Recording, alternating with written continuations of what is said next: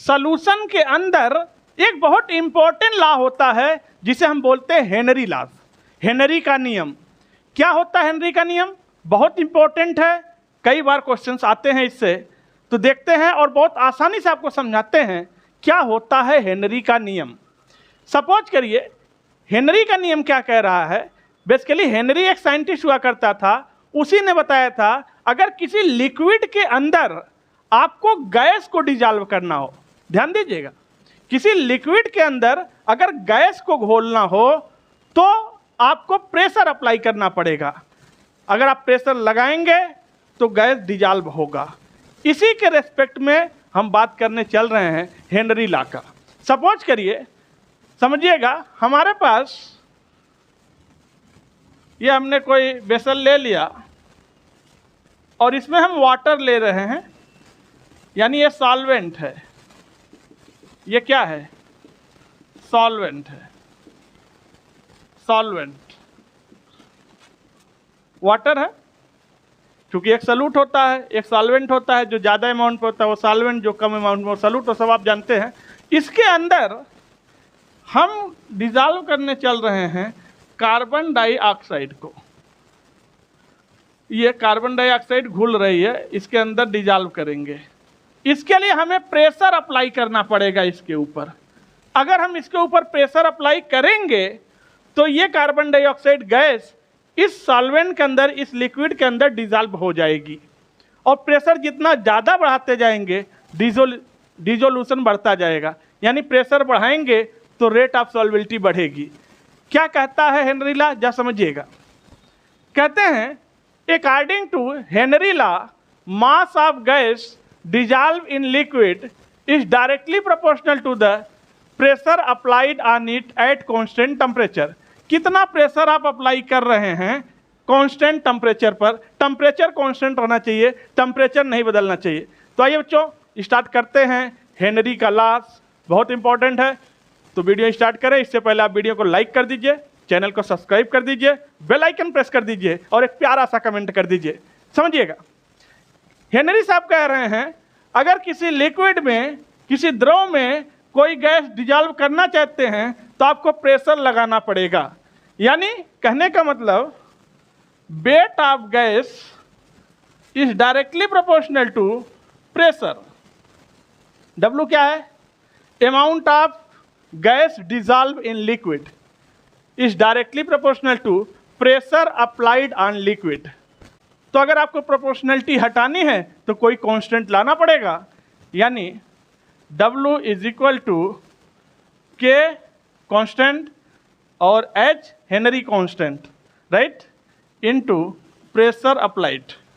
तो हमारे पास आ गया फार्मूला, यह है हेनरी का फार्मूला। W का है amount of gas dissolve, amount of gas dissolve. KH का है हेनरी कांस्टेंट, हेनरी कांस्टेंट जो गैस के अमाउंट पर और प्रेशर पे डिपेंड करेगा। ये क्या है? प्रेशर। यानी W upon K, W upon P is equal to क्या है? कांस्टेंट। तो W by P is equal to KH, Henry constant. देखिएगा,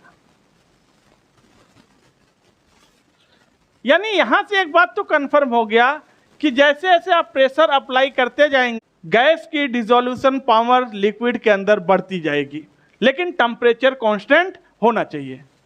इसे बोलते हैं हेनरी का नियम। तो आइए बच्चों, अब हम बात करना चाहते हैं हेनरी के नियम के लिमिटेशन क्या है, हेनरी के नियम की सीमाएं क्या हैं, राइट।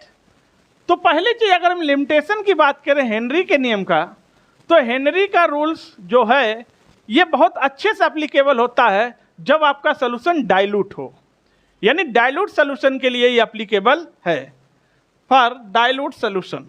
और दूसरी चीज, हेनरी का रूल जब आप अप्लाई कर रहे हैं तो अमाउंट ऑफ प्रेशर ज़्यादा होना चाहिए और टेम्परेचर कम होना चाहिए, ठीक। Pressure high, pressure high, low temperature, temperature कम होना चाहिए।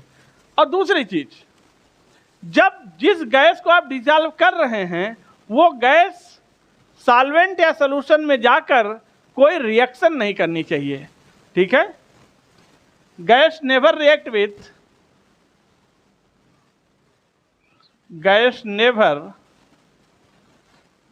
विथ सॉल्वेंट और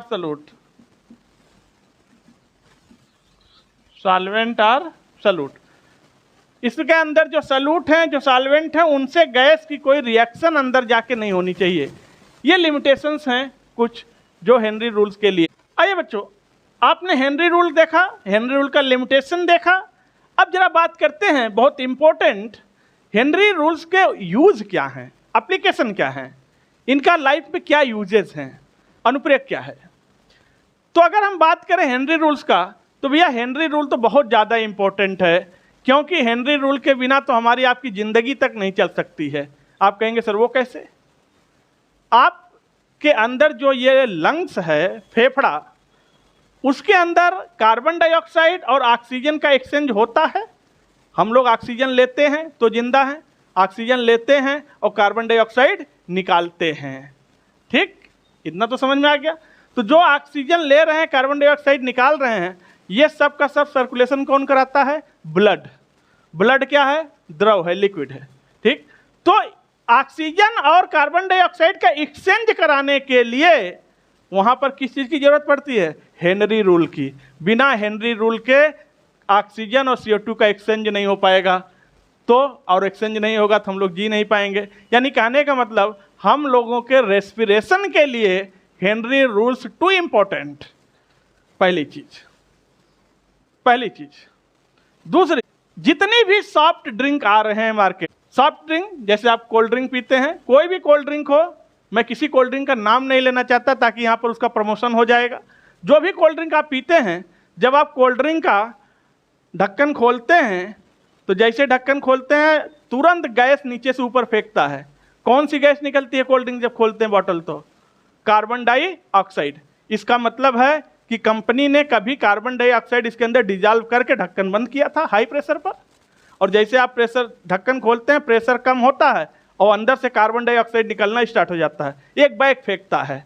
यानी जितने भी सॉफ्ट ड्रिंक की कंपनियां हैं, चाहे जो कंपनी हो, वो हमेशा हेनरी रूल का इस्तेमाल करते हैं। हाई प्रेशर पर कार्बन डाइऑक्साइड को घोलते हैं सॉफ्ट ड्रिंक में और ढक्कन को टाइट करके बंद कर देते हैं। जब कभी पीने वाला उसको खोलता है तो कार्बन डाइऑक्साइड बहुत फास्ट निकलता है, ठीक। तो मैं सॉफ्ट ड्रिंक की ही बात कर रहा हूँ, मैं कोई बियर, ब्रांडी, विस्की, वोडका, पौवा इनकी बात नहीं कर रहा हूँ, जो सॉफ्ट ड्रिंक हैं, ठीक है। तो वहाँ पर इसका इस्तेमाल होता है हेनरी रूल्स का। तो आइए, पहला रूल्स क्या था, पहला यूज क्या था? इन रेस्पिरेशन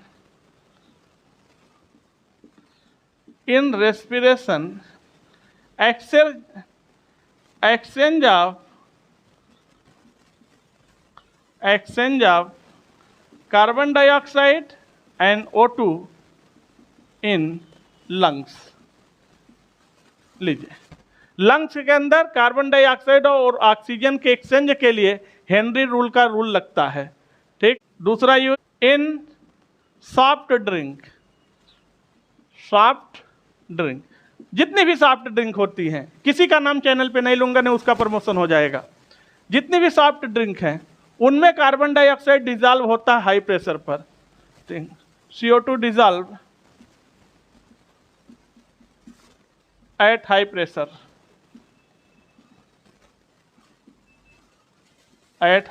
प्रेशर, और एक यूज बहुत ज़्यादा इंपॉर्टेंट है, वो भी आपको बता दें।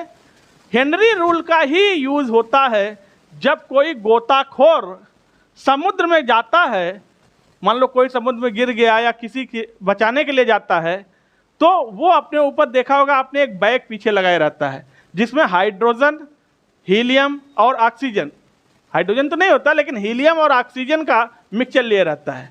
तो वहाँ पर ऑक्सीजन की सप्लाई कंटिन्यू मिलता रहे गोताखोर को समुद्र के नीचे पानी में, ठीक है। तो वहाँ पर भी यूज होता है हेनरी लॉ का। हेनरी लॉ का इस्तेमाल करता है ताकि जब गोताखोर नीचे जाए और नीचे से जब वो ऊपर आ रहा हो तो उसको दर्द का एहसास कम हो, उसको कम दर्द फील हो, इसीलिए हेनरी रूल लगता है। तो हेनरी रूल का इस्तेमाल कहाँ पर होता है? गोताखोर भी करते हैं, ठीक है, यानी जो समुद्र में जाते हैं, समुद्र में जो ड्राइव कर रहे हैं वो भी इस्तेमाल करते हैं हेनरी रूल्स का। तो ये बहुत सारे बहुत इंपॉर्टेंट हैं जिनका यूज आप लोग करते हैं, ये सब हेनरी रूल से ही चलता। तो इस तरह से बच्चों आप लोगों ने देखा हेनरी रूल्स क्या होता है, उनके लिमिटेशन क्या होते हैं, उनके यूजेस क्या होते हैं। तो आप लोग वीडियो को लाइक कर दीजिए, चैनल को सब्सक्राइब कर दीजिए, बेल आइकन प्रेस कर दीजिए। फिर आपसे मिलते हैं नेक्स्ट वीडियो में, तब तक के लिए जय हिंद।